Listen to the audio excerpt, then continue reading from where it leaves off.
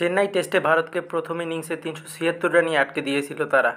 একটা সময় ১৪৪ রানে ৬ উইকেট হারিয়ে বসেছিল স্বাগতিকরা। সেখান থেকে রবিচন্দ্র অশ্বিন আর রবীন্দ্র জাদেজা প্রতিরোধ গড়ে তোলেন।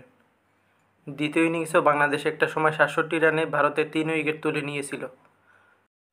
বোলারদের পারফরম্যান্স হয়তো আর একটু ভালো হতে পারত, যদি না প্রথম ইনিংসে বাংলাদেশি ব্যাটারদের এমন ভরাডুবি না দেখাতেন।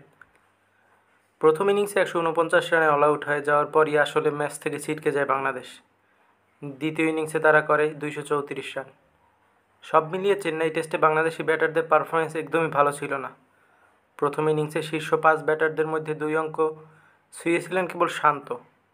দ্বিতীয় ইনিংসে সাদমান ইসলাম ৩৫, জাকির হাসান ৩৩ সেট হয়েও আউট হয়েছেন। মমিনুল হক আর মুশফিকুর রহিম কয়েন সমান ১৩ রান করে। সাকিব আল হাসানও সেট হয়ে ২৫ রান করে সাজঘরে ফেরেন। বাংলাদেশের এমন ব্যাটিং, বিশেষ করে টপ অর্ডার নিয়ে বেশ চিন্তিত হেড কোচ চন্দিকা হাথুরুসিংহে। শুক্রবার থেকে কানপুরে শুরু হচ্ছে দ্বিতীয় টেস্ট। তার আগে দলের টপ অর্ডার নিয়ে সংবাদ সম্মেলনে হাথুরু বলেন, ভালো শুরুর পর ওরা আউট হয়ে যাচ্ছে, এটা নিয়ে আমরা একটু চিন্তিত। তারা ভালো করতে মুখিয়ে আছে। গত ম্যাচে আমাদের মেধা ও সামর্থ্য অনুযায়ী খেলতে পারেনি।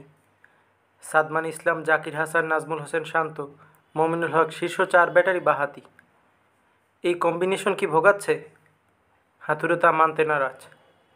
টাইগার দলের হেড কোচ বলেন, আমাদের মনে হয় এটাই আমাদের সেরা কম্বিনেশন, হোক ডানহাতি বা বাঁহাতি।